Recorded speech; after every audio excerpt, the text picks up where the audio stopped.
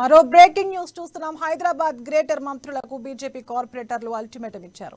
Municipal భేటీలకు అడుగు పెట్టాలంటే బడ్జెట్లో ప్రతిపాదించిన నిధులన్నీ తీసుకురావాలని అన్నారు.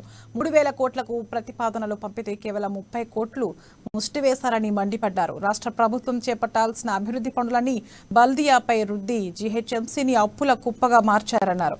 ఈ 3 ఏళ్ల కాలంలో జీహెచ్ఎంసీ 5,200 కోట్లు అప్పు చేసిందని, దానికి రోజుకి 1,25,00,000 వడ్డీ చెల్లించాల్సి వస్తోందన్నారు.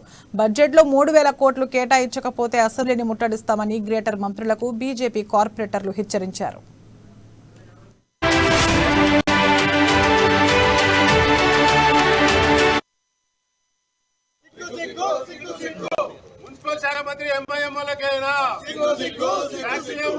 ఈరోజు జిహెచ్ఎంసీ ప్రభుత్వాన్ని అడిగితే ఈరోజు సిగ్గుచేటు 31 కోట్లు ఇవ్వడం అనేది చాలా సిగ్గుచేటు. ఈరోజు 4,558 కోట్లు అప్పుంటే ప్రతిరోజు 1,25,00,000 వడ్డీ కడుతుంది. అంటే నెలకు వచ్చేసరికి 40 నుంచి 45 కోట్ల రూపాయలు వడ్డీ కడుతుంది.